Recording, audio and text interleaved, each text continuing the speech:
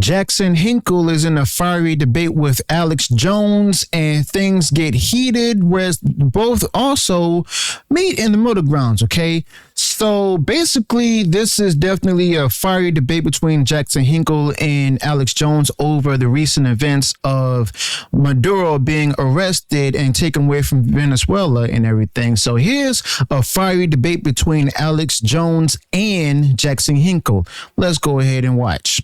And I know that Jackson Hinkle has spent a lot of time in Venezuela and been, honored there by the president in their Congress. We have video of it.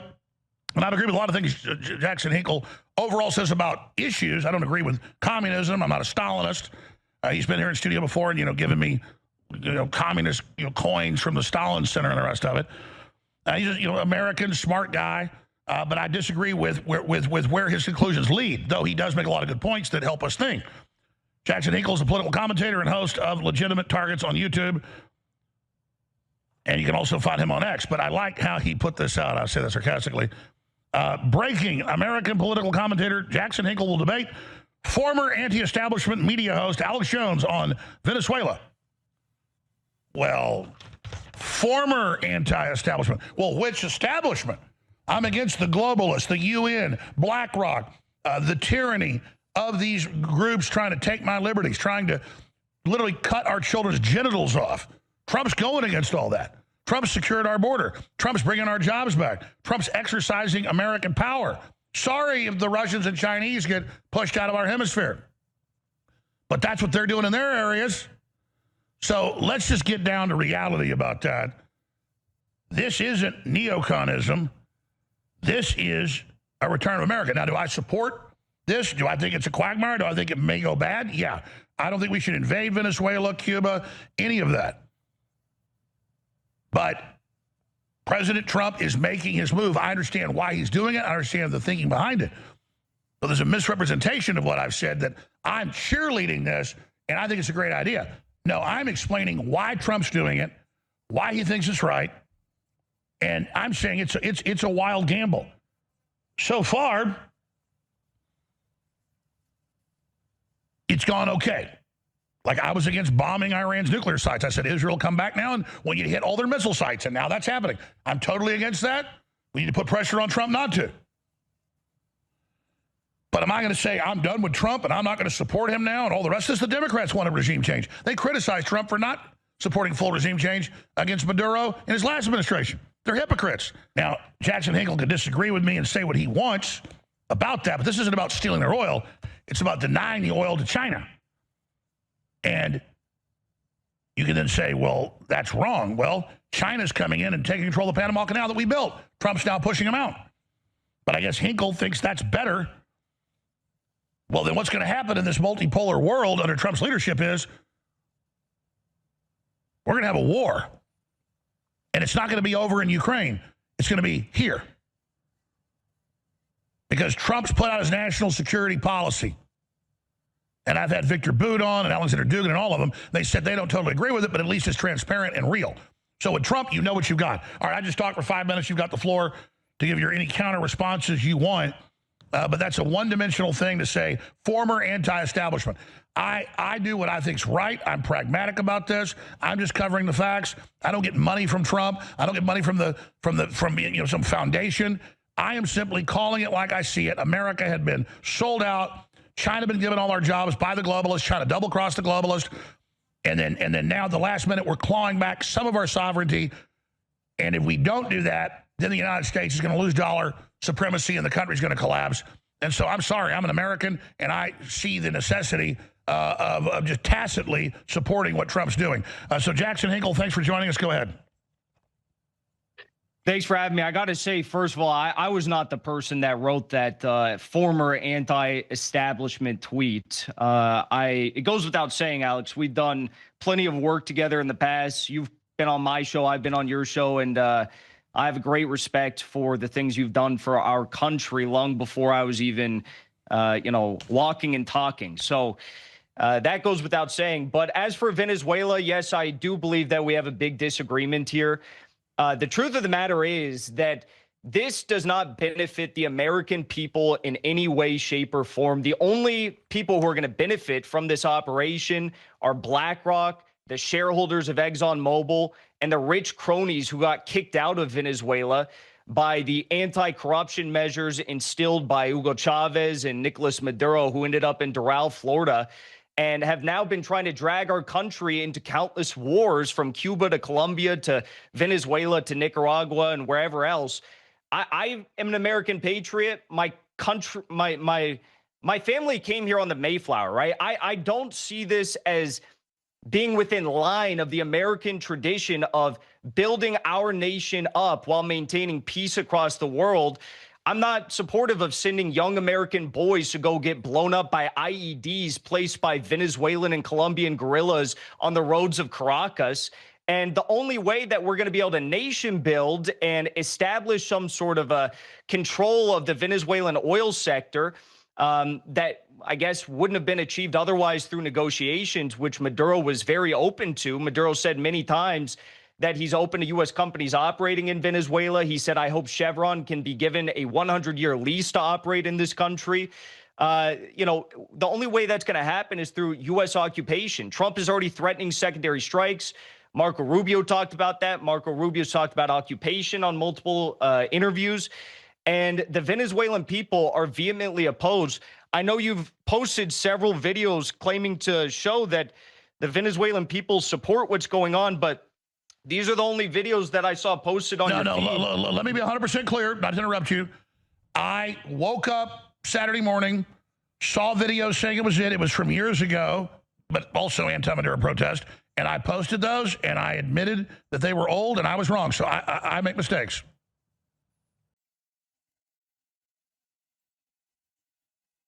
Okay, so before we continue with this, I just want to be honest right now, okay? After seeing, conferences with news conferences on Air Force One with Trump and seeing Lindsey Graham there, I mean, I'm be honest with you. This sounds like a whole big thing that was actually promoted by the establishment. Okay, I'll be honest with you. Okay, it seems to me that remember in the last administration with Trump, where the establishment controlled the whole narrative. And now it seems to me that you have possibly not only the establishment, but also the likes of those who possibly, favor the land that Ben Shapiro loves and stuff. They're trying to control the narrative right now. Okay. And it's like, who's actually running things? I mean, Trump is doing these things, but somebody's getting really upset right now. A lot of people are saying that, the president is supported by those who are in favor or really loves the land that Ben Shapiro loves and stuff, their government over there. But then there's others who stating that, this could be like another, bluff or whatever. So the fact of the matter is, this whole thing with Venezuela as well as Maduro and everything, I'm just watching how, it all plays out. I'm not taking sides right now. I'm going to watch how it plays out and everything and see, where it's going to lead to, where it's going to turn. Okay. And then, I can judge for myself. Pretty sure many of you have already taken a stance for it and on it, and whether you support or you don't, either way, it's fine. Okay, but the fact of the matter is that, I got a feeling that we're going to see some things that's going to be revealed here that not even I know. Okay, so let's go ahead and continue with it. This yes, you admitted the Maduro one in Venezuela. This one right here, this was 2 years ago. I was in Caracas at that time, but this was all funded by the USAID National Endowment for Democracy during the Biden era. You posted another video from Chile and another video from the FIFA World Cup celebration in 2022 in Argentina. The Venezuelan people, anyone can go look at my Twitter account. They are holding rallies all across the country in support of Maduro, because I think everyone understands the simple principle that if a foreign nation comes into your country, regardless of whether you like your president or not, and they say, we're going to kidnap your president, and then we're going to take control of your oil, your gas, your minerals, your gold. We're going to send ExxonMobil, BlackRock, the Rothschilds, and so on and so forth into the country to seize control of all of this. The people are not going to support it wherever they stand on the issue. So that's my basic stance here. Sure. Well, I also want to add that, I also want to add that, it's interesting because, like, with Lindsey Graham and stuff at the forefront of all this, as I stated before, it seems like a lot of people in the establishment, including him, want a big war to happen. But the thing is, so far how things are playing out, doesn't look like it's going to be a war. But Alex Jones here has stated, with Jackson Hinkle, that there very well may be a war that might be brought here to the U.S. I mean, I'm against wars and everything of all kinds and stuff, but the fact of the matter is that Alex Jones as well as even Jackson Hinkle are so far having differing views. They've worked together in the past and stuff on each other's platforms and shows, but at the same time, I mean, it seems like they're going to be actually nailing any issues that they may have here on this particular topic. So what do you think about all of this? Let me know in the comments below. What do you think about? Are you for the whole Venezuelan invasion, or are you not? Should it have happened before or shouldn't have happened? But yeah, let's continue. I get up in the morning. It's all at the front of X. Here they are demonstrating. It's a morning shot. I put it up, and then I did see some small demonstrations, and later it was like, no, that's old. And I was like, okay, it was a mistake. I was just posting what other people had. That said, now we know people do try to go out and demonstrate that are pro-regime change. And are you saying the articles about the motorcycle gangs attacking people and killing people, or the armored vehicles, running over protesters in the past, that there's not intimidation of opposition? Are you saying Maduro really won the election a few years ago? Well, as for motorcycle gangs, the only violent rioters I saw in the streets of Caracas after the highly contested elections back in 2023 or 2 or 4, whenever it was, I think it was 2024, it was the opposition that was being paid by the USAID and National Endowment Democracy Biden regime. They were paying these people to go out. I know plenty of opposition people in Venezuela that hate Maduro, but they say, we don't want to be a part of that. We don't want to be a part of this Zionist regime, Maria Corina Machado giving her the Nobel Peace Prize. It's all a big World Bank stunt to try and seize Venezuela's sovereign assets. And that's why even the opposition in Venezuela, they don't support what Maria Corina Machado and these people are saying. They're talking about peaceful bombing of Venezuela. They're sending letters to Benjamin Netanyahu saying, please invade and liberate Venezuela. 90% of Venezuelans oppose any sort of foreign intervention. Well, let's expand on that. The current president, who was a vice president, supposedly working with Trump, she said this is a Zionist plot. I'm not saying Israel's not involved. I'm not saying they don't want Hezbollah and Hamas to have a base. I think mainly it's about resources and power and in this hemisphere. But I mean, how much of it is Israel? Obviously, but she's saying that. So can you flesh that out? Well, Maria Corina Machado's Marco Rubio's pick to, lead the country after the Maduro regime is gone, and the Maduro regime is not gone. Delcy Rodriguez, the vice president, is in charge, and the Minister of Interior, Minister of Defense, all these key officials are still there. Maria Corina Machado her party has an actual, joint agreement with the Likud party in Israel, Netanyahu's party.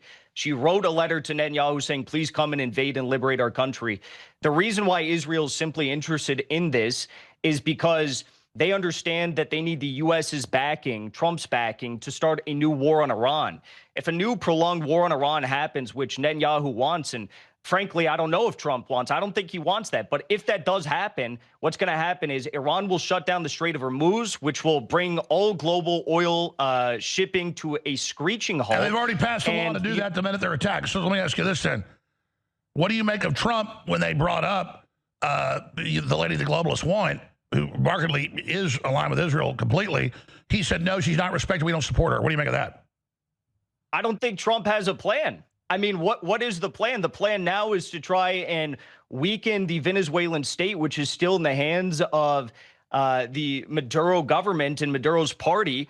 And what are they going to do? They can't just send in one lady into Venezuela and just prop her up. I mean, probably very bad things would happen to her because she's been championing these attacks, which resulted in 80 people getting killed in Venezuela. I don't understand why any American Christians or Catholics are supporting this. There was 80 people killed, 40 civilians killed roughly. We don't have the exact numbers yet. But They have no plan. The plan was to take Maduro out. And just like there was no plan in Iraq, what happened in Iraq? Bush goes to the U.S. aircraft carrier 6 weeks after the operation starts and says, mission accomplished. We all know how that ended. It did not end in 6 weeks. Well, let's be 100% clear. It has been misrepresented. You haven't done that. That I didn't say this couldn't turn into something 10 times worse in Vietnam. It's been misrepresented that I said do it. I said I know why Trump wants to do it. I think he has the authority to do it under past policies and things, Donro Doctrine and gunboat diplomacy, and before that, the Barbary situation. But I said, though, that the rolling the dice, regardless, is too dangerous. He can't trust the CIA to not sabotage it. And now it looks like it's going sideways with the militias taking over, who are refusing one way or another. So I think you can pretty much say Venezuela is in a civil war now.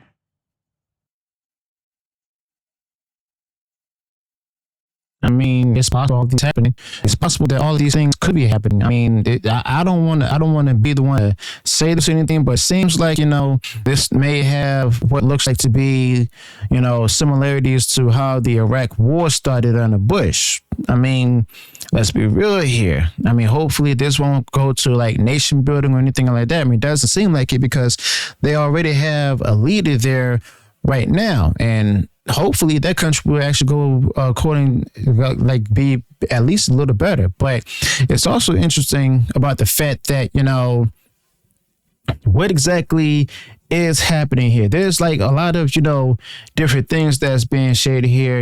Alex Jones defending, Trump's aggressive stance on Venezuela as pragmatic necessity for American power and stuff, stating that the move is actually designed to deny oil resources to China and also make sure to secure the Western Hemisphere. Okay. Framing as a return to the Donro Doctrine. Okay. But Jackson Hinkle is also rebutting that the operation only benefits BlackRock, ExxonMobil shareholders, and even rich cronies and stuff. And also states that Jackson Hinkle even states the intervention as a demonic plan orchestrated by the deep state figures like Marco Rubio, as well as remnants of the Bolton Pompeo faction. Okay, so in other words, the establishment. So Jackson Hinkle is saying to, Alex Jones, basically warning that an occupation would make Vietnam look like, a walk in the park. Okay.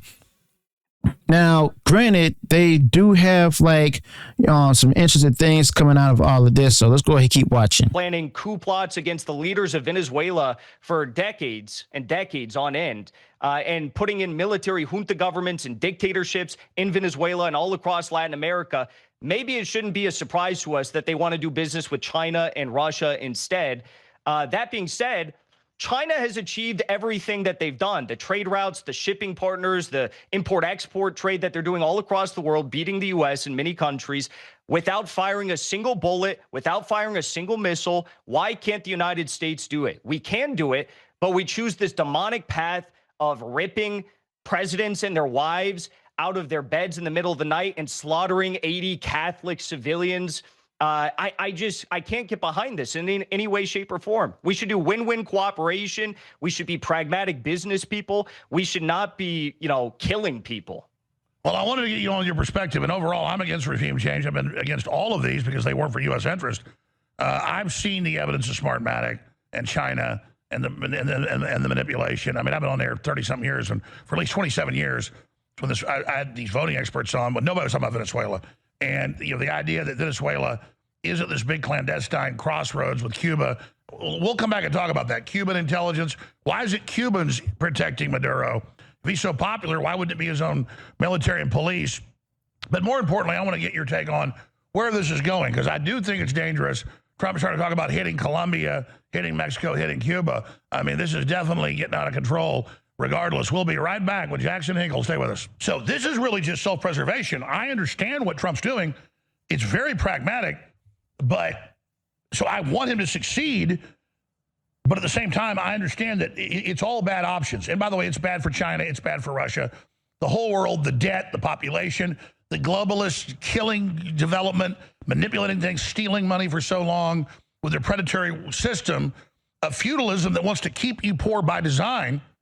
Corporate fascism is really what it is, that we're so screwed up, there's not a lot of paths out of this other than a tripolar world with its own satellites, and then once that shakes up, stabilizing, moving out of the military economy, once those systems are secure, and then moving into innovation, development, and the rest of it, because of the AI race and everything else, though, because nobody trusts each other, that's not going to happen. And so I just see bad to worse futures for everybody. I'm not going to lie to anybody. And I see Trump desperately trying to do the right things for the economy here, and people just not getting it. So that's where we're at. Jackson Hinkle, your take on this and where you think this is all going. And is there any way to, what would you do if you were Trump and you're an American to extricate out of this? Well, I'd put, first of all, the globalist pawns who schemed up this harebrained, stupid, demonic plan in jail where they belong. I'd imagine that's probably Rubio. I'd imagine that's people like the friends of John Bolton. Maybe, I doubt Trump and him definitely don't talk anymore. But John Bolton was gunning for this whole thing in the first Trump administration. We need to focus on America. And Alex, that's where you and I fully agree. Why is it? Just think about this. Why have we arrested the president of Venezuela, but we've arrested no one from the Soros family, from the Pelosi family, the criminals from the 2008 financial crisis, from the COVID, all the tyranny that was imposed upon us and the lies that were sold us, from Russiagate, no one's been arrested, from the Ukraine corruption, no one's been arrested. Why are we not talk about drugs? Drugs are an issue in America. Why are we not arresting the people responsible for the fentanyl crisis in our country? Instead, they have their names on giant placards above universities and libraries all across the United States. It's the Sackler family. What are we doing here? We need to focus on America, and that starts with real pragmatic leadership. That starts with, focusing on our own issues. Look at, people keep saying China's a threat. Well, China doesn't, they have like one foreign military base. China is not bombing 7 different countries, and they're not supporting their supposed best ally that spies on them all the time, and who is also bombing 7 countries, which is what we are doing with Israel. We need to focus on real leadership. And Alex, the last thing I'll say right now is when I spoke with Maduro and Caracas during the presidential elections, I asked him a question. I was just genuinely curious because the leftists in America, these liberal leftists that are all Trotskyites in actuality, none of them are actual leftists. They're all like a bunch of Dick Cheneys. But I asked President Maduro, I said, President Maduro, they tried to assassinate you during the first Trump administration. They tried to invade Venezuela. Personally, I believe that was the deep state. I think Trump really didn't know what was going on. And the evidence has come out through the Silver Corps story that actually he didn't know what was going on.